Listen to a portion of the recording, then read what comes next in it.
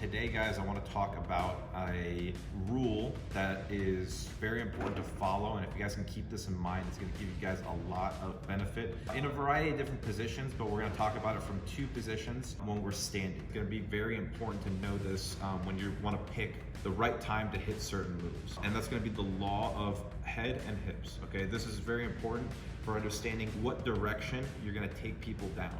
So we're going to talk about it in a standing position as it relates to snapping people down into front headlocks, okay, or chest to back in front of the elbows.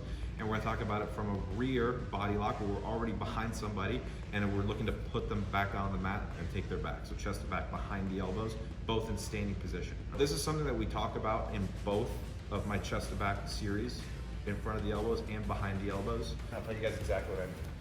Let's say, for example, I'm behind Randy. You often see this, your white belts class or people that are beginners in standing position. And let's say, for example, Randy has his head down forward. And a lot of times I'll see white belts go for moves like this, where they go and they slide in, and they look to pull their training partner down on the floor, and his weight is so far forward that from here they really have to yank their training partner down. And sometimes they get results, other times the guy ends up on top of them.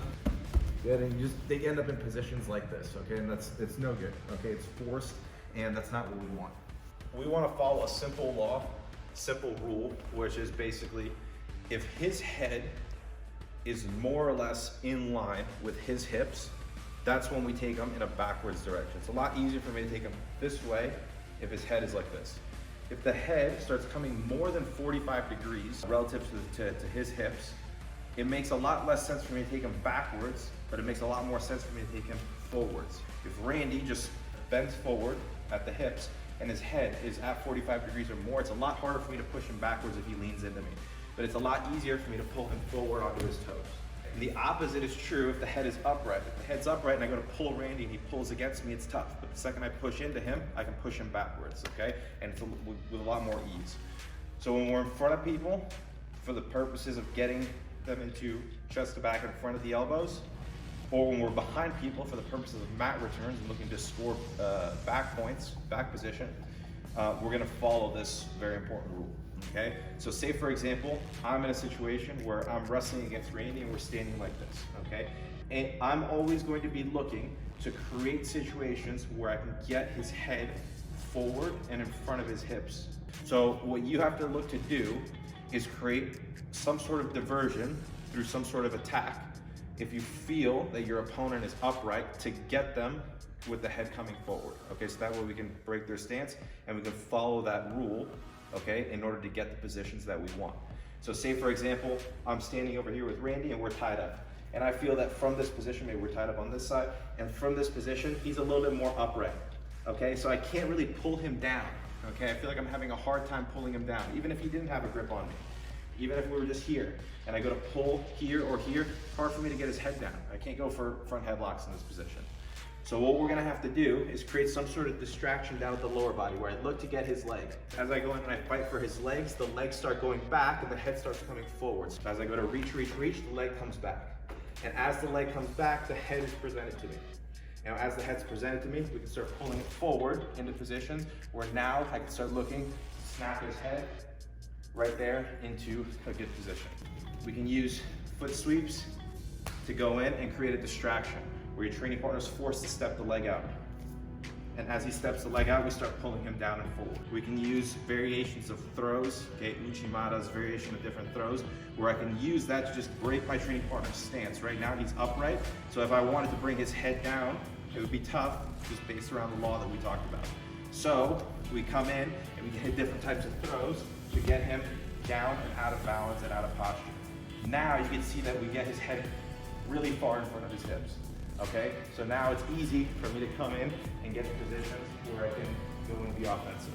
If I feel that he's a little bit more bent over, to start pulling and making this guy uncomfortable in that bent over position. And then as he goes in and starts standing up, we can come in and we get to the legs, and it's easier for us now to start taking him in a backwards direction because we get the head up and above the hips. So head more or less above the hips, backwards, head in front of the hips, we take him forwards. The same is true for when we're behind people. If I'm behind him and from here his head is forward, doesn't make much sense for me to try to take him backwards. You could have success, but it's a lot easier for me to just come in and just nudge his hands down to the floor in a forwards direction. And now from here, I can go in, I can start looking to attack his back. If he's a little bit more upright, and from here the hips are forward, the weight's on the heels, the head is above the hips. Now from here I can start hitting techniques to take him in a backwards direction and put him down to the floor, okay? So regardless of the move that you choose, whether it's a backwards throw, a forwards throw, a front head snap, okay, or a backwards takedown, taking him in a backwards direction, like a double leg or whatever the case is, it's gonna be, what you choose is gonna be depending on the head position relative to his hips. If his head is upright and above the hips, taking him backwards makes more sense. If the head is forward, more or less 45 degrees or more, it makes more sense to take him in a forwards direction, okay? And if you want one or the other, you're gonna have to start threatening, bringing the head either down to get the head more upright, so putting pressure downwards on the head to get the head coming up and then create those openings, or you're gonna have to do the exact opposite. Okay, you're gonna have to force the head to start coming down if we want to bring him into front headlocks, etc. Okay, usually by creating some sort of distraction at the lower body, like grabbing a leg, like going in for some sort of throw or foot sweep to get his legs stepping out in a way to break his stance and posture, and then get the head down into good position.